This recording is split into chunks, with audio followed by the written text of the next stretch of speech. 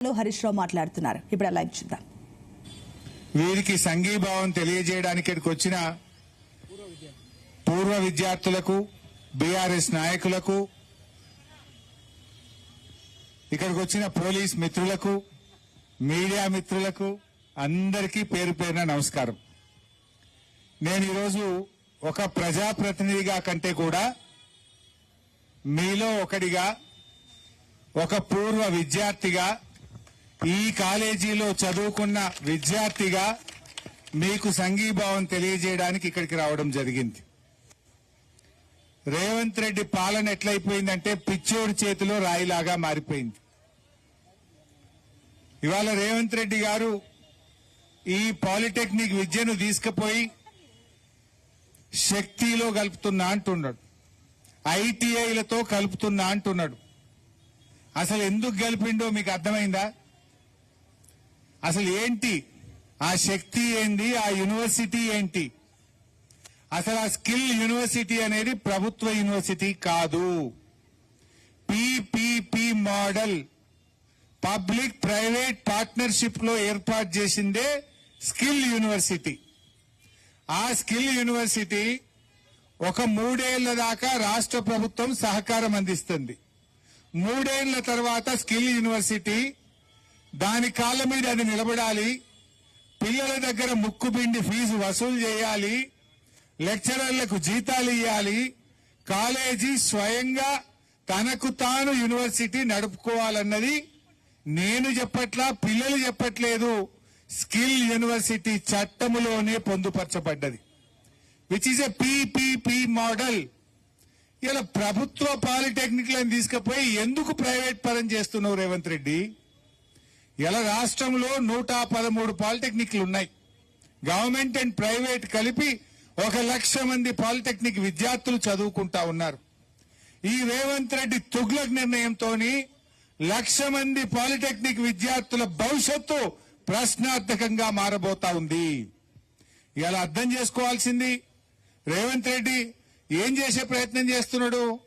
దీని పేరు మీద ఈ 59 ప్రభుత్వ పాలిటెక్నిక్లను స్కిల్ యూనివర్సిటీకి ఇచ్చేస్తున్నాడు.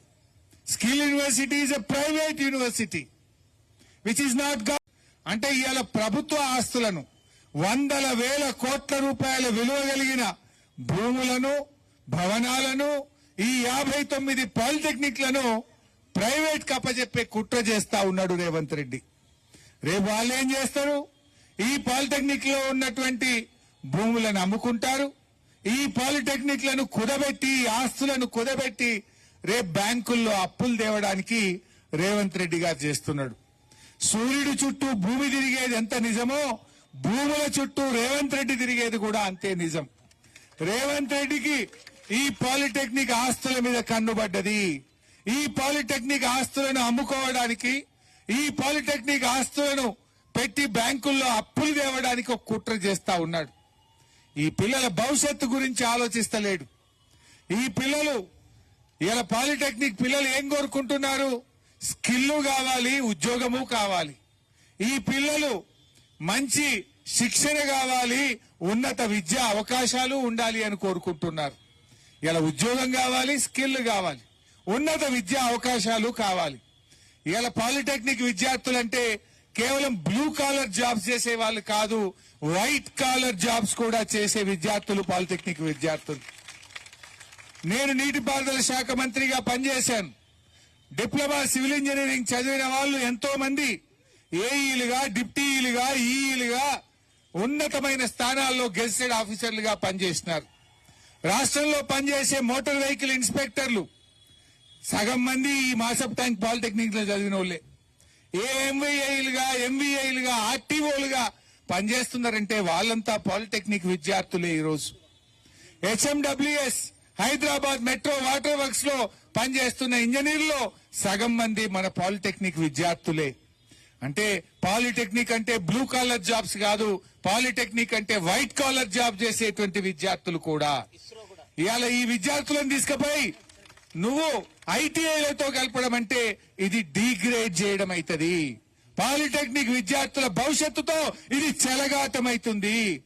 ఈ పాలిటెక్నిక్ విద్యార్థులు రేపు ఆ స్కిల్ యూనివర్సిటీలో కలిపితే మీకు అసలు లాటరల్ ఎంట్రీ ప్రశ్నార్థకమవుతుంది. ఇవాళ ఇంజనీరింగ్ సెకండ్ ఇయర్ లో చదివే అవకాశం ఉండదు. Engineering is govern by AICTE. AICTE approval లేకుండా లాటరల్ ఎంట్రీ అవకాశం ఉంటుందా? Polytechnics are approved by AICTE. Engineering is approved by AICTE. That's why you have a lateral entry. By writing ESET exam, you are directly joining the engineering second year. If tomorrow these polytechnics are merged into skill university, these students will not have the lateral entry opportunity. ఈ అవకాశాన్ని కోల్పోతారు. ఈ పిల్లల భవిష్యత్తుతో చెలగాటం ఆడుకుంటున్నారు. ఇవాళ polytechnic విద్యార్థులు 15,000 రూపాయలు కడితే మొత్తం పాలిటెక్నిక్ అయిపోతుంది. 5,000 సంవత్సరానికి ఫీజు కడితే ఇవాళ అద్భుతంగా పాలిటెక్నిక్ పూర్తయితుంది. జాబ్ చేసే వాళ్ళు జాబ్ చేస్తున్నారు, ఇంజనీరింగ్ వెళ్ళవలసిన వాళ్ళు ఇంజనీరింగ్ వెళ్తున్నారు. ఈ స్కిల్ యూనివర్సిటీలో 1 ఇయర్ డిప్లొమాకు 40,000 ఫీజు పెట్టిండ్రు, 3 నెలల కోర్సుకు 30,000 ఫీజు పెట్టిండ్రు. మరి రేపు పాలిటెక్నిక్ లో ఫీజు పెరగదని గ్యారంటీ ఏంది? అయినా గవర్నమెంట్ లో చదివే పిల్లలు రేపు ప్రైవేట్ లో పోయి చదవాల్సిన అవసరమేంది? తెలంగాణ రాష్ట్ర ప్రభుత్వం కింద నడుస్తున్న ఈ పాలిటెక్నిక్లు రేపు పీపీపీ మోడల్లో ఉండే యూనివర్సిటీ కిందికి పోతే ఈ పిల్లలకు భద్రత ఉంటుందా? ఈ విద్యకు భవిష్యత్తు ఉంటుందా? రేపు ఫీజులు పెరగనే గ్యారంటీ ఏమున్నది? స్కిల్ యూనివర్సిటీకి రాష్ట్ర ప్రభుత్వం ఏం చెప్పింది? 3 ఏళ్లు మాత్రమే సహకారం ఇస్తాం, 3 సంవత్సరాల దాకా మాత్రమే మీకు అవసరమైన ఆర్థిక సహాయం అందిస్తాం. ఆ తర్వాత మీ కాళ్ళ మీద మీరే నిలబడాలి. ఆ తర్వాత మీరే పిల్లల దగ్గర ఫీజులు వసూలు చేయండి, వ్యాపారాలు చేయండి, మీరే కాలేజీలు నడుపుకోండి అని స్కిల్ యూనివర్సిటీ చట్టంలో స్పష్టంగా చెప్పారు. ఇవాళ ఈ పాలిటెక్నిక్లకు రాష్ట్ర ప్రభుత్వం ప్రత్యేకంగా అసెంబ్లీలో బడ్జెట్ లో నిధులు పెడుతుంది. మీకు మీ లెక్చరర్ల జీతాలకు గాని, పాలిటెక్నిక్ కాలేజీల నిర్వహణకు గాని, ఈ పిల్లల ఫీజు రియంబర్స్మెంట్ గాని రాష్ట్ర ప్రభుత్వమే ఇస్తూ వచ్చింది. రేపు స్కిల్ యూనివర్సిటీలో కలిస్తే ఈ పిల్లలకు ఫీజు రియంబర్స్మెంట్ వస్తుందా? ఈ పిల్లలకు భవిష్యత్తు భద్రత ఉంటుందా? అంటే ఇవాళ రేవంత్ రెడ్డి పాలిటెక్నిక్ విద్యార్థుల జీవితాలతో చెలగాటమాడుతున్నాడు. ఇది ఒక మాసప్ ట్యాంక్ పోరాటం కాదు, ఇది ఒక కాలేజీ పోరాటం కాదు, 1,00,000 మంది విద్యార్థుల పోరాటం అనే విషయాన్ని రేవంత్ రెడ్డి గుర్తుపెట్టుకోవాలి. మొన్న ఢిల్లీలో చూసాం, నీట్ ప్రశ్నపత్రం లీక్ అయితే జెన్జీ ఉద్యమాన్ని ఢిల్లీ వీధుల్లో మనం చూసాం. ఆ జెన్జీ పోరాటంతో ధర్మేంద్ర ప్రధాన్ రాజీనామా చేయాల్సి వచ్చింది. ప్రభుత్వం వెనక్కు తగ్గాల్సిన పరిస్థితి ఏర్పడ్డది. ఢిల్లీ జెన్జీ చూసాం, ఇప్పుడు తెలంగాణలో 1,00,000 మంది జెన్జీ పాలిటెక్నిక్ విద్యార్థుల పోరాటం చూస్తున్నాం. గత 20 రోజులుగా ఈ జెన్జీ విద్యార్థులు, ఈ పాలిటెక్నిక్ విద్యార్థులు 20 రోజుల నుంచి జీవో 97 రద్దు చేయాలని మీరంతా కూడా పోరాటం చేస్తున్నారు. మీ పోరాటానికి నా సెల్యూట్. ఈ మధ్య 2 వీడియోలు చూశాను. మహబూబాబాద్ లో ఒక విద్యార్థి పోరాటం చేస్తుంటే ఒక సిఐ అతని గొంతు బట్టి బిసుకుతా ఉన్నాడు. నేను అడుగుతున్నా, రేవంత్ రెడ్డి, ఈ విద్యార్థులు ఏమైనా టెర్రరిస్ట్లా? ఆ విద్యార్థులు గొంతు పెట్టి బిసుకుతా ఉన్నాడు.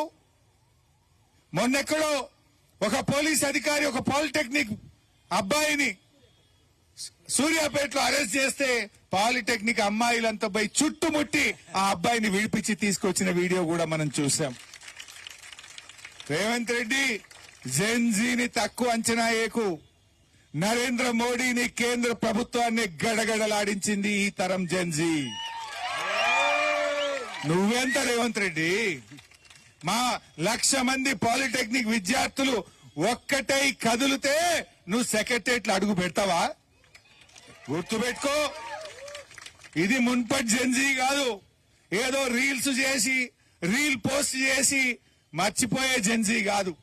రీల్ పోస్ట్ చేసి ఊరుకునే జెన్జీ కాదు. అవసరమైతే రోడ్ల మీదకి వచ్చి తమ భవిష్యత్తును కాపాడుకునే జెన్జీ ఈ తరం జెన్జీ. అది గుర్తుపెట్టుకో రేవంత్ రెడ్డి. నువ్వేదో ఈ జెన్జీ ఇవాళ రీల్ చూస్తారు మర్చిపోతారు, రీల్ పెడతారు మర్చిపోతారు అనుకుంటున్నావేమో. ఢిల్లీలో జెన్జీ ఏం చేసిందో చూసినావు కదా. నేను నీకు చెప్తా ఉన్నా, సెప్టెంబర్ 7వ తారీఖు అసెంబ్లీ స్టార్ట్ కాబోతా ఉంది. అసెంబ్లీ స్టార్ట్ అయ్యే లోపు జీవో 97 రద్దు చేయాల్సిందే అని చెప్పి మేము డిమాండ్ చేస్తా ఉన్నాం. లేదంటే ఈ 1,00,000 మంది విద్యార్థుల గొంతుకగా, మీ పూర్వ విద్యార్థిగా రేపు అసెంబ్లీలో మీ పక్షాన గలం విప్పుతాం, పోరాడతామని చెప్పి కూడా ఈ సందర్భంగానే మనవి చేస్తా ఉన్నా. అంతేకాదు, అవసరమైతే మొత్తం రాష్ట్ర వ్యాప్తంగా ఉన్న 1,00,000 మంది పాలిటెక్నిక్ విద్యార్థులను కలుపుకొని సెక్రటరేట్ ముట్టడిస్తామని కూడా హెచ్చరిస్తా ఉన్నా. బిడ్డ, మంచి మాట కొద్దీ జీవో 97 రద్దు చేయి. నువ్వు కమిటీ వేసినా ఎవరి కోసం కావాలి? డ్రామాలేంది నీ కమిటీ? డ్రామాలేంది? నీ కమిటీలో నిజాయితీ ఉందా? నీ కమిటీ ఉద్యమాన్ని నీరుగార్చే దొంగ కమిటీ అది. ఈ పిల్లలు చేసే పోరాటం మీద నీళ్లు జల్లే దొంగ కమిటీ ఈ కమిటీ. అసలు కమిటీ ఎందుకు? మాకు జీవో 97 వద్దు, అంతేనా కాదా? పాలిటెక్నిక్ విద్యను తెలంగాణ ప్రభుత్వ ఆధీనంలో ఎస్బిటిటి అండర్లోనే నడపాలని ఇలా 1,00,000 మంది విద్యార్థులు కోరుతున్న మాట ఈ మాట. మాకు తెలంగాణ ప్రభుత్వం కింద ఉంటేనే భవిష్యత్తు. పాలిటెక్నిక్ విద్యార్థులకు రాష్ట్ర ప్రభుత్వం కింద చదివితే ఇక్కడ స్కిల్ వస్తుంది, ఉద్యోగము వస్తుంది. ఉన్నత విద్యా అవకాశాలకు కూడా అవకాశం ఉంది. ఉద్యోగం చేస్తూ కూడా మనం జేఎన్టీయూలో ఇంకా కొన్ని యూనివర్సిటీల్లో పార్ట్ టైం ఇంజనీరింగ్ చేసే అవకాశం కూడా పాలిటెక్నిక్ విద్యార్థులకు ఉన్నది. ఇలాంటి మా భవిష్యత్తును చెడగొట్టద్దు. ఇవాళ నువ్వు భూములు అమ్ముకోవాలో, భూములు కుదబెట్టాలంటే మా పాలిటెక్నిక్ కాలేజీలే దొరికినాయా? ఇప్పటికే మస్తుగా అమ్ముకుంటున్నావు కదా. హౌసింగ్ బోర్డు భూములు అమ్ముకున్నావు, టీజీఐసి భూములు అమ్ముకున్నావు, హైదరాబాద్ సెంట్రల్ యూనివర్సిటీ భూములు కుదబెట్టినావు, ఉర్దూ యూనివర్సిటీ భూములు లాక్కునే ప్రయత్నం చేసినావు. అరే, ఈ కాలేజీల మీద ఎందుకు పడుతున్నావు రేవంత్ రెడ్డి? సెంట్రల్ యూనివర్సిటీలో 400 ఎకరాలు గుంజిండు, ఉర్దూ యూనివర్సిటీలో 50 ఎకరాలు గుంచుతాను ట్రై చేసిండు.